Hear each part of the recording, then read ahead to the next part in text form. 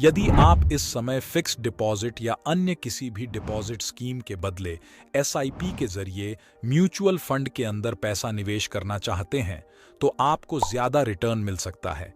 इस समय भारत के अंदर म्यूचुअल फंड एक अच्छा विकल्प है।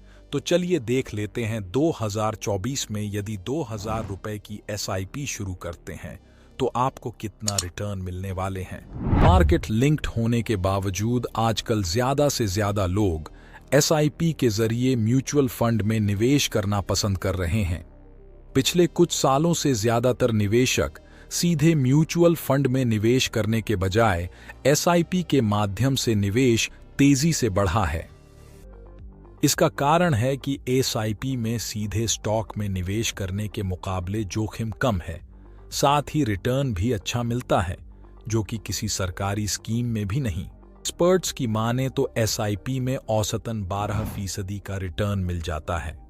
ऐसे में लॉन्ग टर्म में जब आप निवेश करते हैं तो कंपाउंडिंग इंटरेस्ट के साथ आपका पैसा बहुत तेजी से बढ़ता है। आप जितने लंबे समय के लिए एसआईपी करते हैं उतना ही बेहतर वेल्थ क्रिएशन तेजी से कर सकते हैं।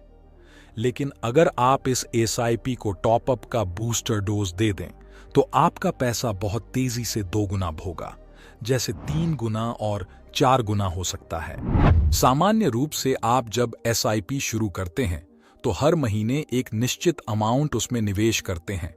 मान लीजिए अभी आपने 10 सालों के लिए 2000 रुपए की एसआईपी शुरू की, तो आप इसे 5, 10 या 20 कितने भी सालों के लिए चलाएं, हर महीने 2000 रुपए ही जमा करेंगे। लेकिन टॉप अप एसआईपी एक ऐसी सुविधा है जिसमें आप अपनी रेगुलर एसआईपी में कुछ न कुछ रकम और जोड़ सकते हैं। इसे ऐसे समझ सकते हैं कि आपने अपनी नौकरी की शुरुआत में 2000 रुपए मंथली एसआईपी का ऑप्शन चुना है। हर साल जैसे जैसे आपकी सैलरी बढ़ रही हो, उस अनुपात में आप एसआईपी में भी हर साल कुछ रकम टॉप अप करा सकते हैं, यानी इन्वेस्टमेंट कैपिटल बढ़ा सकते हैं। मान लीजिए कि आप 2000 की मंथली एसआईपी शुरू करते हैं और हर साल इसमें 10% अमाउंट बढ़ा देते हैं। जैसे एक साल 2000 की एसआईपी चलाई और साल खत्म होने के बाद 2000 रुपए का 10% यानी 200 रुपए इसमें बढ़ा दिए और इस एसआईपी को 2200 रुपए का कर दिया।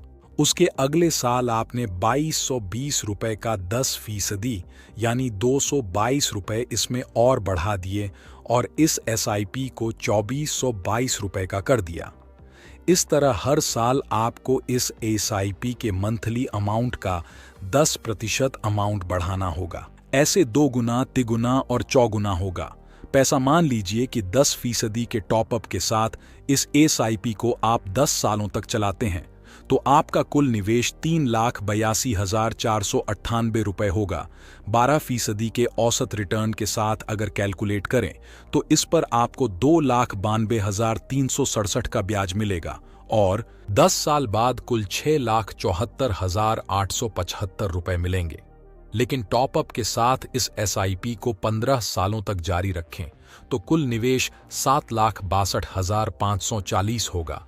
इस पर ब्याज 9,74,230 और 15 सालों में आपको कुल 17,36,770 रुपए मिलेंगे। वहीं इस पैटर्न के साथ 20 सालों तक निवेश जारी रखते हैं तो 13,74,600 रुपए निवेश होंगे।